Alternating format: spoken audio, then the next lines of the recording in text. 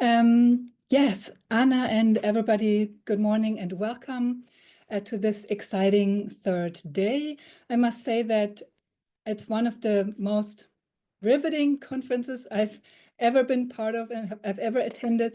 And I feel that the care and appropriateness with which the papers have also been put into these individual sessions is truly satisfying. And so I cannot wait to hear the papers in my session 8. And therefore, I think I will continue with my own presentation. My name is Beatrice Kobow. I'm going to try to share my slides with you. Okay, so here is a little encounter I had with ChatGPT. I asked it to generate an image which conveys the meaning of motherhood and birth, because I wanted to put an image on my first slide. The title of my talk is Natality as the Meaning of Meaning, Notes on Birth and Meaning. And so instead of getting an image, ChatGPT said to me, I wasn't able to generate the image because this request violates our content policies. If you'd like, you can provide a new prompt and I'll be happy to create an image that aligns with the guidelines. Let me know how you'd like to proceed. And of course, I looked up the content policies and guidelines, and I also corresponded and conversed a little bit more with ChatGPT, but I won't go into that now. My talk is going to really bridge this question of how meaning can remain permanent, how meaning can be generated, and very much in line with the last two speakers on whose the things that they said I really can build. I think that it is in the idea of natality, both in being born and being mothering, not only in a biological but also in an extended understanding, meaning can be maintained. And though I didn't receive a ChatGPT image, I decided to show you an image of myself when our second youngest son was just born. And I wanted to show, so my children thought it was a very, very embarrassing picture. And I thought for a while whether I should include it, but then I decided to include it because I think it really expresses what I wanted to say, that the birth is something that is a very individualized thing. And this is the second focus of my talk, is that I think we actually need this focus on the individual, yet we also need the focus on the embeddedness and situatedness of the individual in this community of meaning making. And so let me go on. I think that I have thought about having two goals with my talk today. One was on some sort of self-meditation on what kind of discipline we are working in. It's a collective disciplinary self-meditation. I often ask myself as a philosopher, what is it that philosophers do, and is it even justified given all this feminist uneasiness with its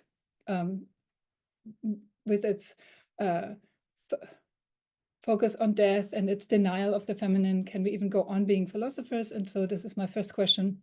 What is social ontology? And I think that all these studies on natality and maternity could be said to maybe be part of social ontology. So what is social ontology and what do we want it to be? Of course, this refers to the title by Sally Haslinger, Race and Gender. What are they? What do we want them to be?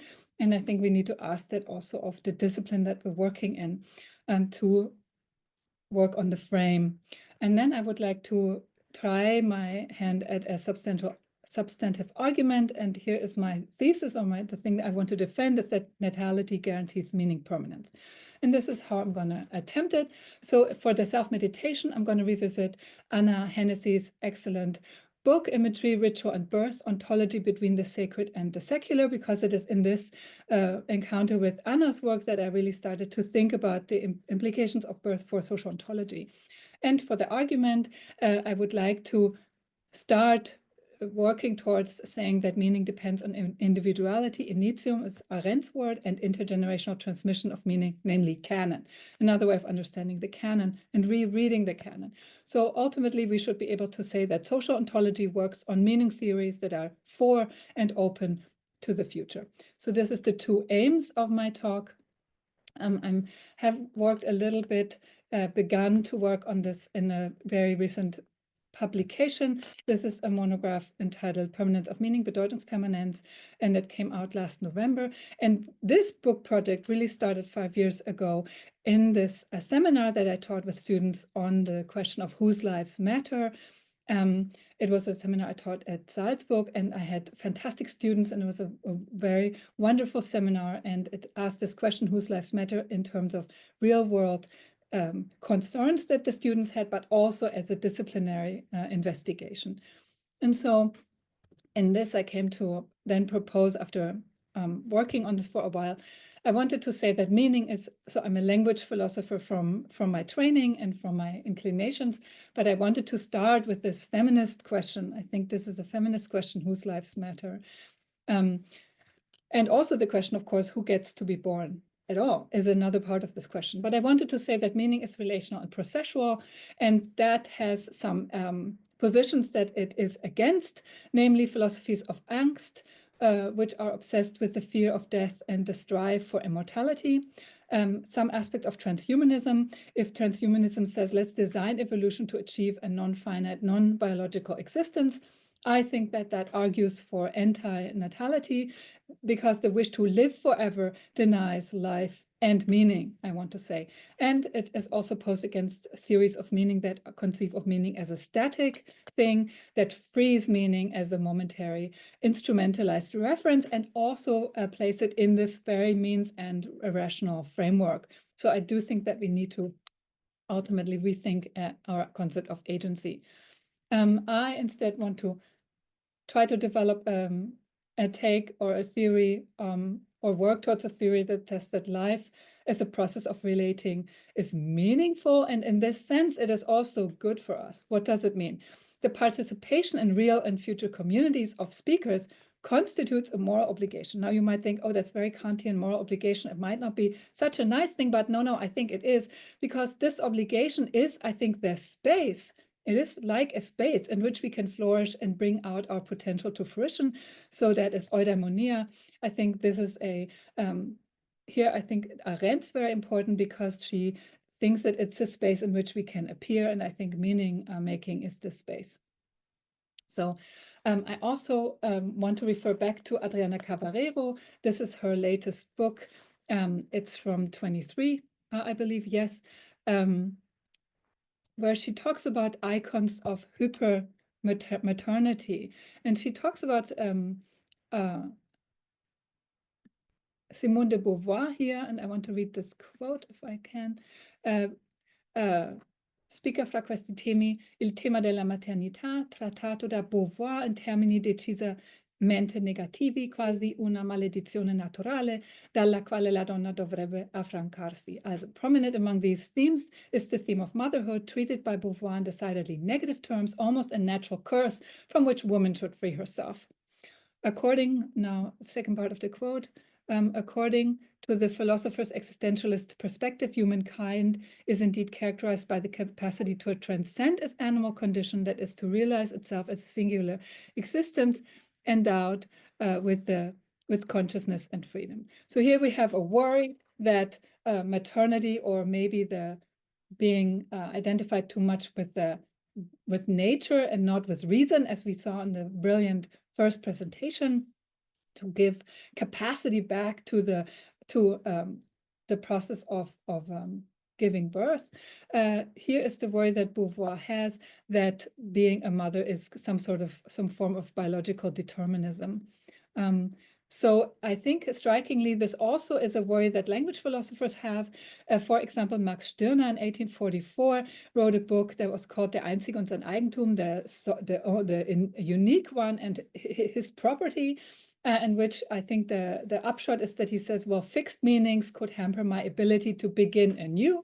And beginning anew is, of course, what Hannah Arendt talks about. I think that we see this worry in Beauvoir and maybe in Stirner that meaning, but also relationality in some way could fix us beyond the ability to be free or beyond the ability to conceive of our existence freely. And that the one capacity that humans have was to transcend this,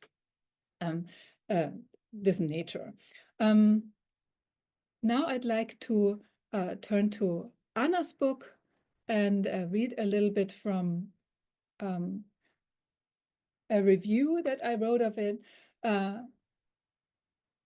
In Imagery, Ritual, and Birth, Ontology Between the Sacred and the Secular, Anna Hennessy explores how objects shift in their ontology according to how we regard them. They can shift from being sacred to being objects used for pragmatic purposes in a secular context, and then being restored to a sacred status according to the existential meaning they acquired as objects used in a rite of passage. She approaches this topic by analyzing images and objects used to assist childbirth. Thus, the book contributes to different discourses. It advances aspects of feminism, art history, and philosophy of religion, while making a fundamental contribution to the field of social ontology. And as someone working in social ontology, this was the most amazing thing for me in engaging with this work, to see just that, how social ontology could be transformed.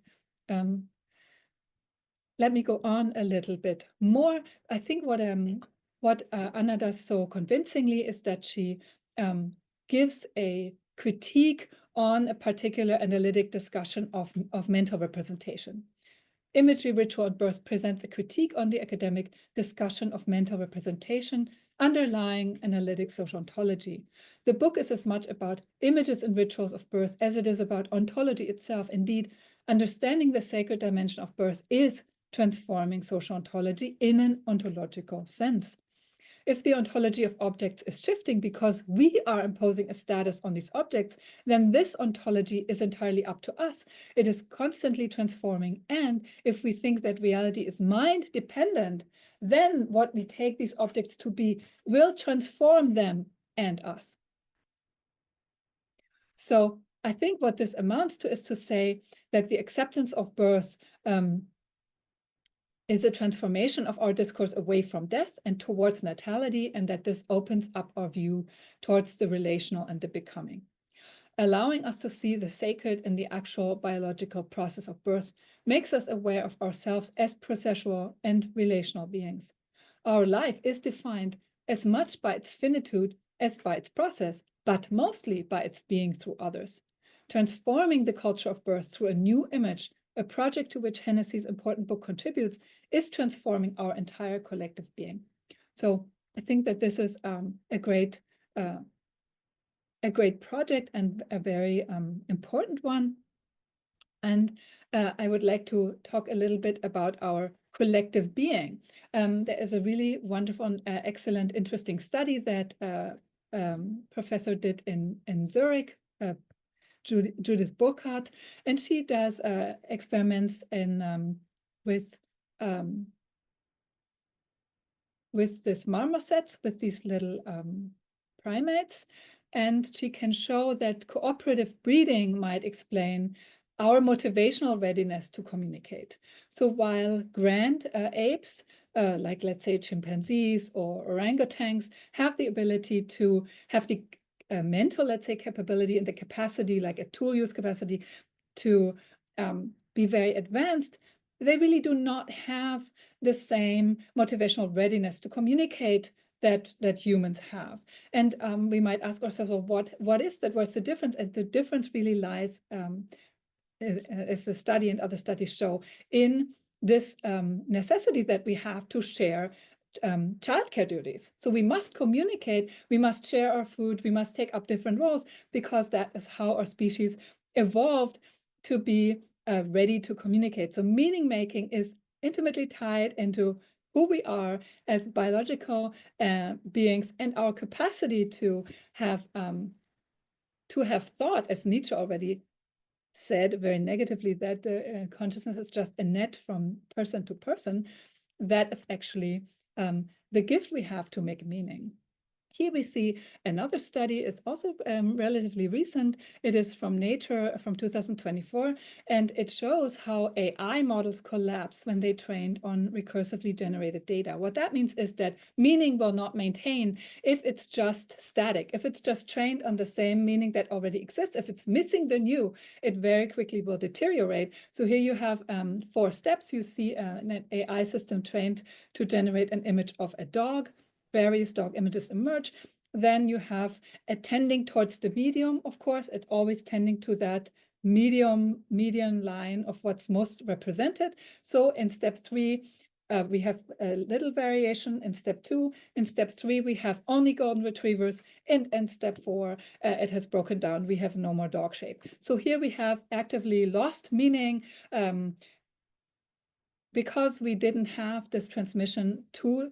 Both. We didn't have these two aspects. We didn't have the new, and we didn't have the canonical. We didn't have this handing over of meaning. This is why I think not only is, like Sarah said, this horizon of meaning being born is actually necessary for us to maintain meaning.